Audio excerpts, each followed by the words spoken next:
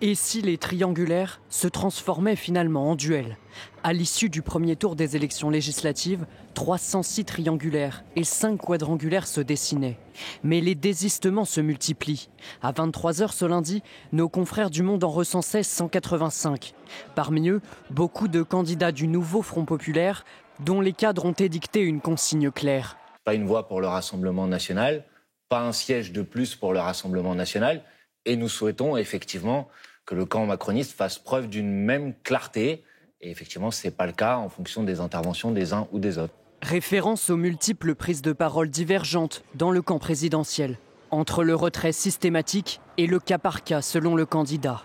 Lundi soir, le Premier ministre Gabriel Attal a souhaité clarifier cette position.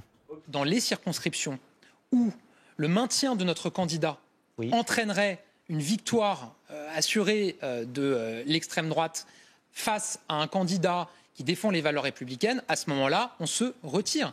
Maintenant, désistement ne veut pas dire ralliement.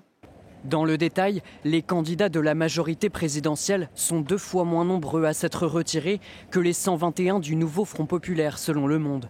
Car la décision finale reste celle du candidat lui-même et certains frondeurs pourraient émerger.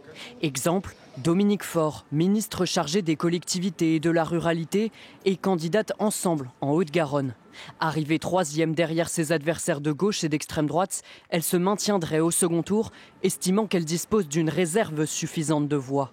Enfin, du côté des Républicains, le parti assume ne vouloir ni désistement ni consigne de vote.